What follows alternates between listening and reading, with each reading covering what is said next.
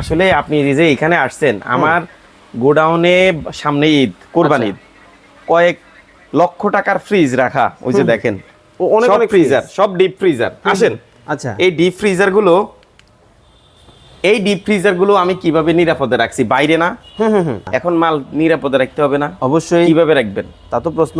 অফিসে আপনার কোটি কোটি টাকার সম্পদ, ঈদের ছুটিতে বাড়ি চলে যাবেন, কিভাবে থাকবে? আচ্ছা আচ্ছা ভাই, এখন যে অবস্থা সবাই তো নিরাপত্তাহীনতা আসেন এবারে, এই যে অ্যালার্ম কেন বাজছে, এই যে দেখেন। ও, এই জায়গায় মানে আপনি আসছেন এই জন্য অ্যালার্ম বাজছে? এইটাই হচ্ছে আমার সেই ম্যাজিক। জাদুর মেশিন? কোনো রকম তার আসেনি, না কোনো কানেকশন আসেনি, না, কিচ্ছু আছে? কিছুই তো নাই। কি আছে? শুধু একটা মেশিন, একটা সেন্সর ভাই। আচ্ছা। এটাই সেই আজব জিনিস, যেটা এই সেন্সরটা মানুষ ডিটেক্ট করে।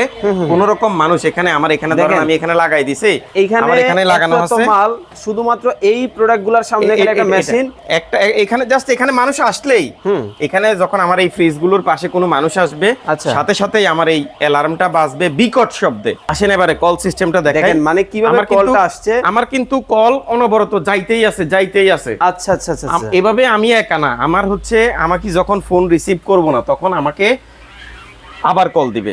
মানে একজন যখন প্রথমবার কল ধরে নাই, হ্যাঁ, এরপর আবার কল দিছে, এভাবে টোটাল 5 জনকে কল দিবে। আমি আচ্ছা, দেখেন এই যে কল আমি প্রথমে ধরি নাই, আমার কল আবার পরবর্তী ইউজারের কাছে গেছে, আবার আমার কাছে ক্রমান্বয়ে আসতেছে।